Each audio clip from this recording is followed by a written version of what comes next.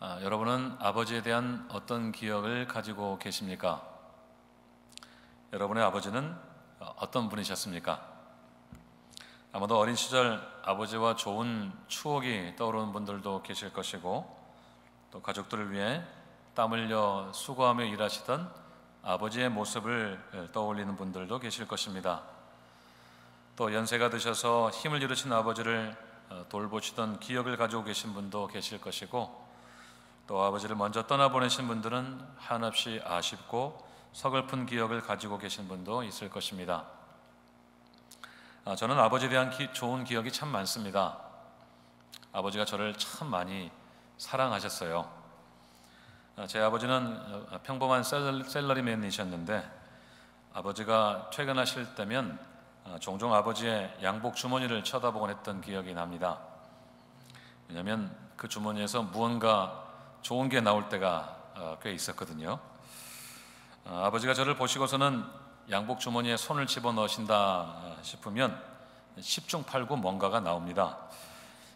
사탕이 나오기도 하고요, 작은 장난감이 나올 때도 있었습니다. 아버지 주머니에서 나왔던 것 중에 지금도 잊지 못할 그 기억에 남는 것은 손목시계였습니다. 전에 한번 잠깐 말씀드렸던 것 같은데, 미키마우스 캐릭터가 그려진 손목시계였습니다. 인터넷을 얼핏 보니까 지금도 나오는 것 같더라고요. 시계 다이얼 한가운데 미키마우스가 짠 하고 서 있고, 두 손으로 이렇게 시침과 분침을 가리키는 그런 귀여운 시계였습니다. 지금도 기억이 나는 게 그 시계줄이 노란색이었던 게 기억이 나요. 어린이들이 제일 좋아하는, 정말 요즘 하는 말로 하면 아이들 세계에서 핫한 그런 시계였던 것 같습니다. 얼마나 좋았는지 잠을 잘 때도 시계를 차고 잤습니다. 자꾸만 시간을 보고 싶고, 안 물어보는데도 식구들에게 지금 시간이 몇 시 몇 분이라고 자꾸 알려줬던 그런 기억도 있습니다. 어쩌다가 아버지가 출장을 가시면 그 기대감은 더욱 커집니다. 왜냐하면 출장을 가실 때면 항상 007 서류 가방을 들고 가셨거든요. 그 서류 가방을 들고 출장을 떠나신다 하면은 그때부터 돌아오실 날만 기다리는 겁니다. 그래서 떠나시는 아버지에게, 아빠 언제 와? 두 밤 자고 올게. 그러면 그날부터 카운트다운에 들어가기 시작하는 것입니다. 떠나시던 날부터 저녁까지 기다렸다가 한밤 카운트를 하고, 둘째 날이 되면 얼른 또 다시 밤이 되기를 기다렸습니다. 다른 때보다 더 일찍 잠에 들었던 것 같아요. 빨리 자면 시간이 빨리 갈 것 같아서 그렇게 빨리 잤던 것 같습니다. 그렇게 두 밤이 지나고 셋째 날이 되면, 야, 드디어 아빠 오는 날이다 하면서 기다리기 시작하는 겁니다. 그러면서 하루 종일 엄마를 보채는 거죠. 엄마, 아빠 언제 와? 아빠가 출장에 돌아오셔갖고 회사로 가서 일 다 보시고 퇴근할 시간쯤 오실 거야. 이따 저녁쯤 오실 거야. 알았어. 근데 아빠는 몇 시에 와? 이렇게 계속 엄마를 좀 짜증나게 했던 것 같습니다. 그렇게 대문 밖에서 어슬렁거리기도 하고요, 또 자전거를 타다가 아버지가 저기 오시면은 아주 쌩하고 아버지에게 달려갑니다. 사실은 아버지보다는 아버지가 들고 계시는 그 007 가방을 더 기다렸겠죠. 가방을 제가 들어드린다고 하면서 평상시엔 잘 안 하는데 거의 뺐다시피 해서 집으로 돌아옵니다. 그리고는 이렇게 방에다 딱 내려놓고는 아버지를 기다리는 거예요. 뭐 기다립니까? 아버지가 007 가방에 그 비밀번호 그거를 다이얼을 맞추는 거를 기다리는 겁니다. 아버지가 왜 이렇게 옷을 천천히 갈아입으시는 건지 좀 빨리 갈아입고 빨리 맞추시면 좋겠는데 기다리고 있는 거예요. 나중에는 이 비밀번호가 777인 것을 알고는 제가 직접 열었을 때도 있었습니다. 그렇게 가방을 열면 좋은 선물이 있는 겁니다. 좋은 장난감이나 학용품 같은 것을 사오셨는데 얼마나 참 좋았는지 모릅니다. 가장 대박 선물은 아버지가 일본 출장 갔다 오시면서 사오신 선물이었습니다. 회의 출장이라 시간이 좀 길었는데 시간이 얼마나 잘 안 갔는지 모릅니다. 군에서 저녁을 기다리는 병사의 기다림은 저리 가라 할 정도로 큰 기대감에 시간이 좀 빨리 지나갔으면 그렇게 바랬던 것 같습니다. 여러분, 기다림은 항상 보상이 있다고 그러죠. 당시 최신 소니 워크맨 카세트를 선물로 사오셨습니다. 다른 휴대용 카세트가 이렇게 두껍고 무거울 때 그것은 얼마나 작고 가벼웠는지 몰라요. 카세트 크기보다 조금 더 큰 그런 최신형 워크맨 카세트를 사가지고 오셨습니다. 지금 생각해도 참 놀라운 물건이에요. 나중에 대학생 때 선물로 받은 중고 자동차 다음으로 가장 비싼 선물이었던 것 같습니다. 거의 안고 자다시피 했습니다. 요즘 젊은 사람들이 이어폰 꽂고 다니는 거하고는 비교가 안 될 만큼 거의 종일 이어폰을 꽂고 다니다시피 했습니다. 지금 가만히 생각해 보니까 아버지가 저에게 사랑을 표현하는 방법이었던 것 같습니다. 지금 기억에도 아버지가 저를 사랑한다고 하시거나 너는 나에게 세상에서 가장 귀한 선물이라고 그런 말씀을 하셨던 기억은 없습니다. 옛날 보통 아버지들이 그러셨던 것처럼 말입니다. 하지만 저도 아버지가 되어서 아들, 딸을 키워 보니까 그때 아버지의 마음을 조금 알겠더라고요. 자식 사랑을 그렇게 표현하셨구나 싶은 생각이 들었습니다. 아이들이 한참 클 때 간혹 조금 좋은 선물에 아이들이 기뻐하는 모습을 보면 그때 아버지의 사랑이 이랬구나 싶은 생각이 들곤 합니다. 오늘은 사도신경 네 번째 시간입니다. 첫 번째 그 신앙 고백을 3주째 살펴보고 있는데요. 오늘은 하나님 아버지를 내가 믿사오니 라는 고백입니다. 온 천지를 말씀 한마디로 만드실 만큼 전능하신 하나님이 우리의 아버지가 되신다는 고백입니다. 여러분은 정말 하나님이 여러분의 아버지가 되신다는 사실을 믿으십니까? 아멘. 전능하셔서 아무것도 없이 캄캄하고 공허하고 무질서한 세상에 말씀으로 빛과 물과 모든 생명을 만드신 그 하나님이 나의 아버지가 되신다는 사실을 정말 믿으십니까? 아멘. 정말 아멘입니다. 그 크고 위대하신 하나님께서 우리에게 아버지가 되신다는 사실은 정말이지 놀랍고도 놀라운 일입니다. 말씀으로 온 세상을 만드셨을 뿐만 아니라 지금도 그 말씀으로 온 피조물들을 다스리시고 그들이 살아 생존하도록 생명을 공급하시고 그 모든 피조물로부터 찬송과 영광을 홀로 받으시는 하나님이 나를 아는 척만 해주셔도 감사하겠는데 그분이 내 아버지가 되신다는 사실은 또 한 번 놀랍고 영광스러운 일이 아닐 수 없습니다. 왜냐하면 그것은 하나님과 우리 사이에 의미 있는 관계가 있다는 뜻이기 때문입니다. 그 의미가 무엇일까요? 오늘 함께 말씀을 통해 생각을 해보려고 하는데요.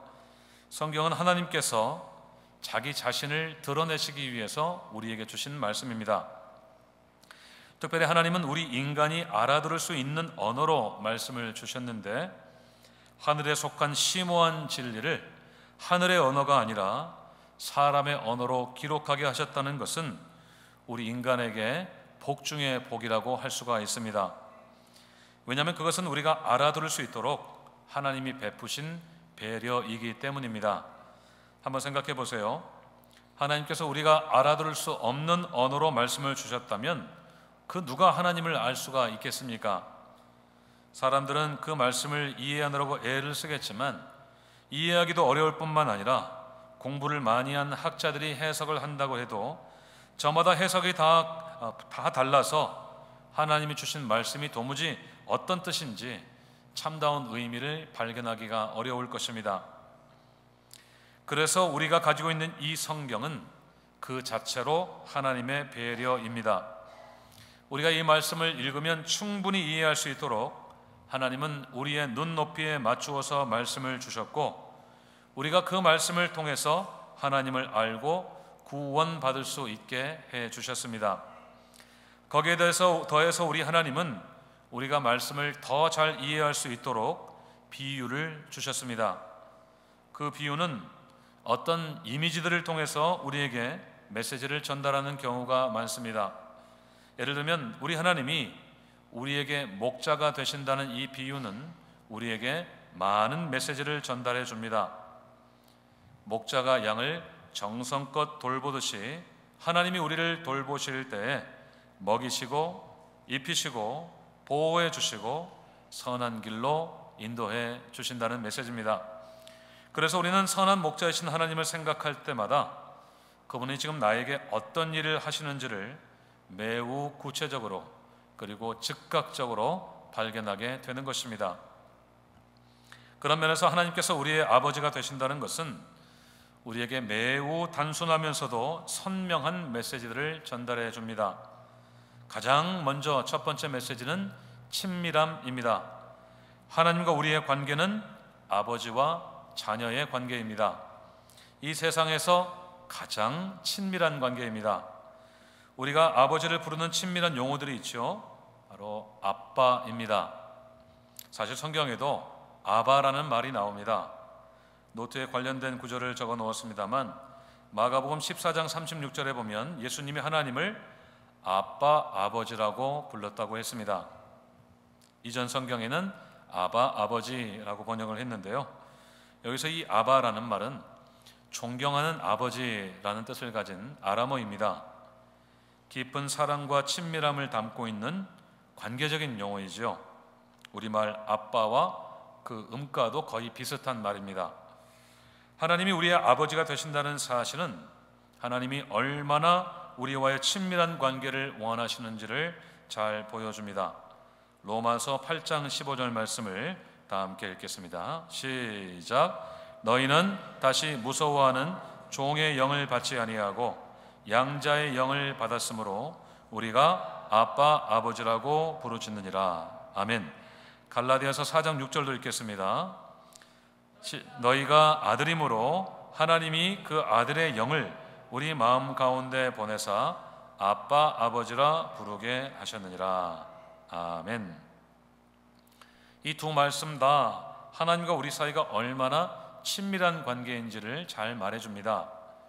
하나님은 크고 위대하셔서 언제든지 우리에게 경외와 두려움의 대상이 될 수밖에 없으신 분인데, 그 하나님은 우리에게 종의 영을 주지 않으시고 양자의 영을 주셔서 우리가 그분을 아빠, 아버지라고 부를 수 있게 되었다는 것입니다.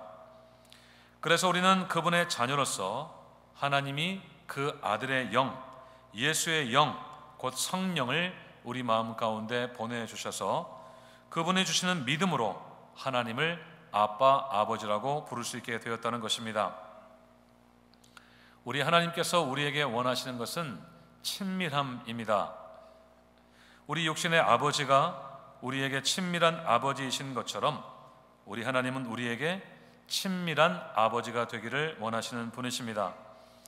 우리가 하나님께서 나를 어떻게 생각하시는지, 또 나에게 어떤 일을 행하고 계시는지 막막할 때마다 우리는 그분이 내 아버지가 되신다는 사실을 생각하기만 하면 됩니다. 내 아버지가 나를 사랑하시고 돌봐주신 것처럼 우리 하나님은 우리를 사랑하고 돌봐주시는 아빠, 아버지이신 것입니다. 이것이 바로 하나님과 우리 사이가 인격적인 관계라는 뜻인데요, 우리 하나님이 인격적인 분이시라는 것은 우리가 꼭 기억해야 될 중요한 메시지입니다. 그분은 어떤 비인격적인 힘이나 에너지가 아니라 살아계신 인격적이신 하나님이십니다. 그래서 그분의 자녀인 우리는 그분과 인격적인 관계를 맺도록 부르심을 받은 사람들인 것입니다. 이 인격적인 관계가 무엇인가, 그 의미를 생각해 보려면 비인격적인 관계가 무엇인가를 생각해 보면 됩니다. 비인격적인 관계는 사무적인 관계 혹은 거래적인 관계라고 할 수 있습니다. 아니면 어떤 형식적인 관계라고 해도 됩니다. 이런 비인격적인 관계는 그저 주고받는 관계입니다. 이를테면 비즈니스나 어떤 프로젝트 같은 필요에 의해서 한시적으로 만들어진 관계입니다. 이 관계는 그런 필요가 다 충족되거나 해소되면 끝이 나는 관계입니다. 물론 그런 관계가 개인적인 관계로 발전하는 경우도 종종 있습니다만 보통은 지속되지 않는 관계들이 대부분입니다. 왜냐하면 거기에는 교제가 없기 때문입니다. 자신들이 가지고 있는 목적이나 이익 관계가 다 충족되면 그만이기 때문에 더 이상 발전이 없는 관계입니다. 하지만 인격적인 관계는 다릅니다. 그 관계 속에는 교제가 있습니다. 같이 식사도 하고 차도 마시고 일상적인 대화부터 시작해서 삶의 고민을 나누는 심도 있는 대화까지도 나눕니다. 서로를 염려하며 섬기기도 하고 축하할 일이 있거나 또 슬퍼할 일이 있으면 기꺼이 가서 축하도 해주고 또 어깨를 내주는 그런 관계도 됩니다.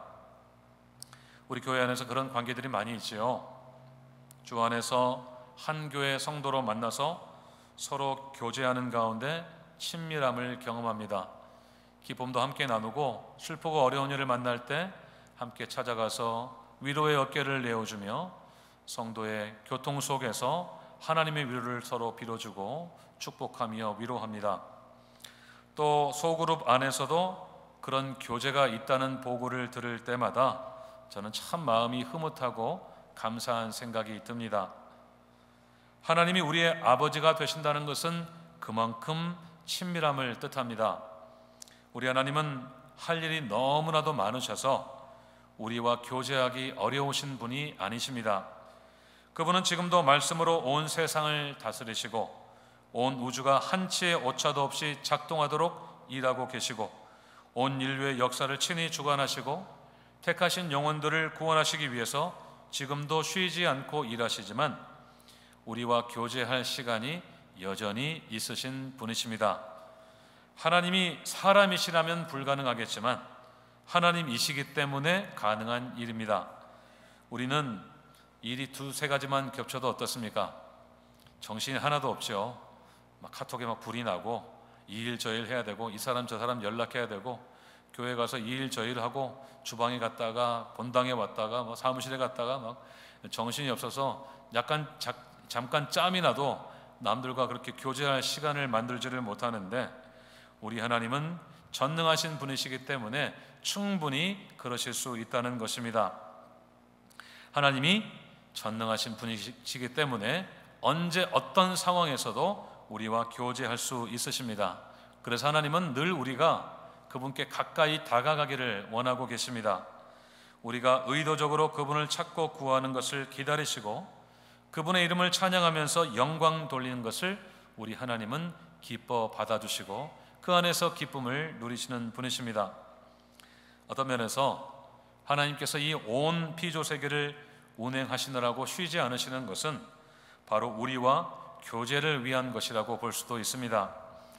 우리가 살 수 있는 모든 환경들을 만들어 주시고 그 속에서 우리가 하나님을 발견하고 또 우리 개인의 역사에 깊숙이 들어오셔서 우리를 선한 길로 인도해 주시는 이 모든 것이 다 우리와의 교제를 원하시기 때문이라고 할 수가 있는 것입니다. 그렇게 하나님은 우리에게 발견되기를 원하시고 우리가 그 하나님과 교제하는 가운데 우리와 연결되기를 원하십니다. 그것은 하나님께서 우리를 통해 영광 받기를 원하시기 때문이기도 하지만 동시에 우리의 행복을 위해서이기도 합니다. 우리가 행복하기를 원하시는 하나님은 우리의 아버지가 되어 주셔서 언제든지 우리에게 필요한 모든 것들을 공급해 주시고 우리의 염려와 모든 고민들을 들으시고 그것을 해결해 주시고 또 우리가 갈 길을 몰라 방황할 때 우리의 갈 길을 친히 인도해 주시는 분이십니다. 그래서 우리가 그분 안에서 참된 행복을 누리기를 원하시는 분이십니다. 최근에 한 상담학을 전공하신 교수님이 행복의 조건에 대해서 강의하시는 짧은 영상을 본 적이 있는데요. 하버드 대학의 장기간 연구를 기반으로 해서 사람들이 행복한 조건이 무엇인지를 설명해 주는 그런 내용이었습니다. 사람들이 진정 행복한 것은 사람들을 진정 행복하게 하는 것은 학력이나 직업, 수입이나 외모도 아니고 관계라는 그런 결론이 나왔습니다. 사람들이 행복이라고 말하는 조건들은 일시적인 행복을 가져다 줄 수는 있지만 그것이 지속적인 행복이 되지 않는다는 연구 결과였다고 합니다. 하버드 대학 입학 학생들이 하버드 대학에 입학해서 좋은 것은 행복했던 것은 딱 1년이었다고 합니다. 그 뒤로는 그렇게 이전의 행복의 레벨하고 거의 비슷한 수준으로 내려갔다는 거예요. 그리고 나서는 그들을 쭉 수십 년간 추적하면서 그들을 서베이를 하고 그들의 삶을 사는 모습을 보고 하면서 발견한 것이 바로 관계가 행복의 가장 중요한 요건이었다는 것입니다. 관계에서 가장 중요한 것은 무엇인가? 1차적으로 가족 간의 관계였다고 합니다. 부모와 형제 그리고 부부 간의 관계에서 느끼는 친밀감과 행복감이 정비례했다는 것입니다. 그러니까 관계가 좋을수록 행복을 느끼는 감정의 수준도 더 높았다는 것이죠. 가족 간의 관계와 더불어서 가족 외의 관계도 중요한데 그 중에서 좋은 멘토와의 관계가 중요하다는 결론이 나왔습니다. 사실 저도 이 멘토링 관계에 관심이 많아서 저희 박사 논문의 주제로 삼기도 했는데요.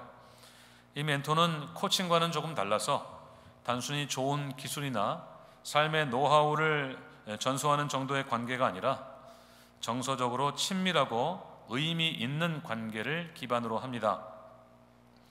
그 멘토와의 관계에 대한 설명 중에 매우 중요한 부분이 하나 있었습니다. 사람들이 언제 행복감을 느끼는가 하면 사람이 자신보다 더 큰 존재와 연결되었다고 생각할 때 행복감을 느낀다고 하는 것입니다. 멘토라고 하는 나보다 더 많은 삶의 경험과 더 풍부한 지식 그리고 인사이트를 가진 사람과 정서적으로 연결되었을 때 우리가 행복감을 느낀다는 것입니다. 그 행복감은 아마도 안정감에서부터 시작될 것 같고요. 그리고 내 말이 그 상대방에게 받아들여지고 나의 존재 전체가 한없이 상대방에게 받아들여진다는 용납의 감정으로 인한 만족감으로 나타나게 되는 것 같습니다. 그리고 지금 내가 하고 있는 일들에 대한 자신감과 앞으로 할 일에 대한 용기와 확신으로까지 이어지게 될 것입니다. 그것은 분명히 우리의 자존감을 한없이 높여주는 긍정적인 행복의 선순환일 것입니다. 이 모든 것이 바로 하나님이 우리의 아버지가 되어주신 목적입니다. 하나님은 우리의 행복을 위해서 우리의 아버지가 되어주시는데요, 먼저는 우리를 하나님의 가족으로 만들어 주셔서 그 안에서 행복감을 누리게 해 주시는 것입니다. 사람의 행복은 다른 외적인 조건이 아니라 관계에 있다고 그랬죠. 특별히 좋은 가족 간의 관계가 행복의 필수 조건이라고 했던 그 강의의 내용 그대로입니다. 하나님은 우리에게 좋은 아버지가 되어주셔서 우리를 가족으로 삼아 주셨습니다. 그런데 그 관계는 예수님과의 관계로까지 확장이 됩니다. 자, 하나님이 우리의 아버지가 되어주셨습니다. 그리고 예수님은 하나님을 어떻게 부르십니까? 아버지라고 부르시죠. 하나님이 우리에게도 아버지가 되어주시고 예수님에게도 아버지가 되십니다. 자, 그렇다면 촌수 정리를 한번 해볼까요? 우리에게도 하나님이 아버지고 예수님에게도 하나님과 아버지면 예수님과 우리의 관계는 어떻게 되는 겁니까? 형제 관계가 되는 겁니다. 형제 관계.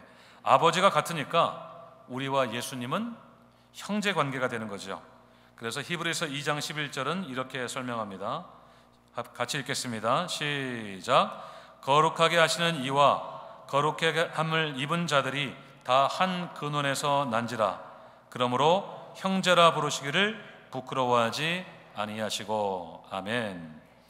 우리를 거룩하게 하시는 예수님과 거룩함을 입은 우리들이 다 한 근원에서 났다는 것입니다. 이 말은 쉽게 말하면 아버지가 같다는 뜻입니다. 그러므로 예수님이 우리를 뭐라고 부르신다고요? 형제라고 부르신다는 것입니다. 우리를 형제라고 부르시기를 조금도 부끄러워하지 않으신다고 했습니다.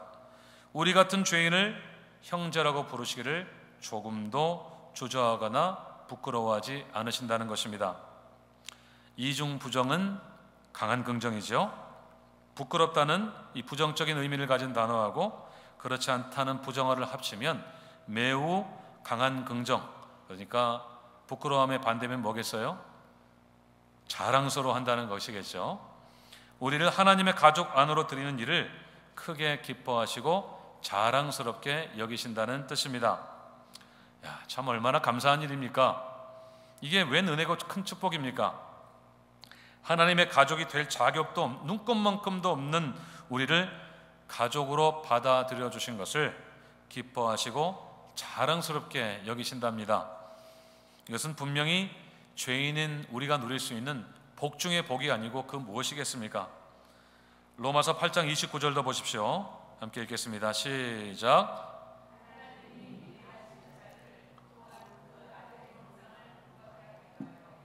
미리 정하셨으니 이는 그로 많은 형제 중에서 맏아들이 되게 하려 하심이라. 아멘. 우리를 구원하시기로 작정하신 하나님은 아들의 형상, 곧 예수님의 형상을 닮게 하시려고 그분을 맏아들로 삼으셨다는 뜻입니다. 쉽게 말하자면 예수님을 우리의 큰 형님 혹은 큰 오빠로 삼으셨다는 것이죠. 그래서 우리가 그분을 닮도록 하셨다는 뜻입니다. 우리는 결국 그분의 동생들이라는 뜻이 되겠죠. 결과적으로 우리는 하나님의 가족이 되었습니다. 하와의 말로 하나님과 예수님과 우리는 오하나인 것입니다. 우리 오하나 훌라 댄스도 있죠. 그 오하나 훌라 댄스가 바로 하나님과 우리가 가족이 됐고 우리가 주 안에서 서로 가족이 되었다는 그런 의미가 될 것 같습니다. 이것은 우리의 행복의 절대 조건을 충족하는 일입니다. 우리는 우리 좋으신 아버지 하나님과 좋은 관계를 가지게 되었습니다. 이 세상에서 가장 친밀하고 완벽한 가족 관계를 가지게 되었습니다. 그분은 우리에게 늘 좋은 것을 주시고 늘 우리를 먹이시고 돌보시는 하나님이십니다. 동시에 우리는 우리보다 크신 하나님과 연결되었습니다. 좋은 멘토를 가진 사람이 정서적인 행복감을 누리는 것과 비교할 수 없을 만큼의 행복이 우리에게 있습니다. 아버지 하나님은 우리에게 선한 목자가 되어주셔서 우리를 주의 지팡이와 막대기로 안위해 주십니다. 그래서 늘 우리가 정서적으로 안정감을 가질 수 있게 해주십니다. 우리보다 크신 그분은 갈 길로 몰라 방황하는 우리를 늘 선한 길로 인도해 주시고 원수의 목전에서도 우리에게 상을 차려서 먹여주시는 분이십니다. 하나님은 우리의 필요를 아시고 우리에게 쉼을 주기도 하시는 분이십니다. 동시에 우리는 예수님의 형제가 되어서 그분 안에서 자신감을 가지게 됩니다. 우리가 그분의 삶을 배우고 흉내낼 때 자신감을 가지게 되고 용기 백배하게 됩니다. 우리가 그분의 이름으로 기도하면 우리의 아버지 하나님께 대신 아뢰어 주시고 반드시 그것을 시행하시는 분이십니다. 거기서 우리가 바로 누리는 것이 행복감이 아니고 그 무엇이 되겠습니까? 사랑하는 여러분, 그 아버지 하나님을 꼭 믿으시기를 바랍니다. 하나님께서 우리를 지으셨기 때문에 우리의 아버지가 되시고 또 우리를 이끄시기 때문에 목자가 되시는 것을 믿으시기를 바랍니다. 우리의 행복을 위해 오늘 또 일하시는 분이신 것을 꼭 믿으시기를 바랍니다. 독생자 예수를 보내셔서 우리의 형제가 되게 하시고 우리를 위해 십자가에 달려 돌아가시게 하시는 것으로 우리를 자녀 삼으신 우리 하나님 아버지를 마음껏 누리시기를 바랍니다. 날마다 그분과의 친밀한 관계 속에서 참된 행복을 꼭 누리시기를 바랍니다. 언제나 어베일러블 하신 우리 하나님을 말씀과 기도 속에서 날마다 꼭 만나실 수 있기를 바랍니다. 하루에 잠깐이라도 꼭 시간을 내시기 바랍니다. 그래서 하나님과 잠깐이라도 교제를 나누시기 바랍니다. 그 교제 속에서 우리 안에 희미해져가고 잃어버린 그 행복들이 다시 한번 회복될 줄로 믿습니다. 우리보다 더 크신 하나님과 연결될 때, 우리의 아버지이시고 우리의 목자 되신 하나님과 연결될 때 우리에게는 진정한 행복감이 찾아오게 될 줄로 믿습니다. 끝으로 한 가지 말씀을 드리고 마치겠습니다. 하나님 아버지와의 친밀한 관계를 누리는 일에 혹시 어려움을 겪으실 분들이 계실지 모르겠습니다. 그것은 육신의 아버지와 좋은 관계를 누려본 경험이 적거나 없으신 분들일 것입니다. 아버지에 대한 부정적인 기억이 많으신 경우, 또 아버지가 지나치게 권위적이나 혹은 폭력적이셨던 경우, 아버지로서 무책임하셨거나 심지어는 어린 시절에 아버지가 자신과 어머니를 떠나버리신 경우가 있을 수도 있습니다. 그렇게 아버지와 부정적인 경험이 절대적이신 경우에는 아버지 하나님과 좋은 관계를 누리는 일에 어려움을 겪으실 수도 있습니다. 오히려 하나님 아버지를 육신의 아버지와 겹치는 존재로 여겨서 그분을 두려워하거나 피하고 싶은 분으로 여길 수도 있습니다. 그런 분들에게 좋은 처방이 하나 있습니다. 제가 참고 교재로 사용하고 있는 교재 중에 알리스타 맥그라스 교수님의 사도신경에 이런 제안을 하나 하셨는데 한번 들어보시기 바랍니다.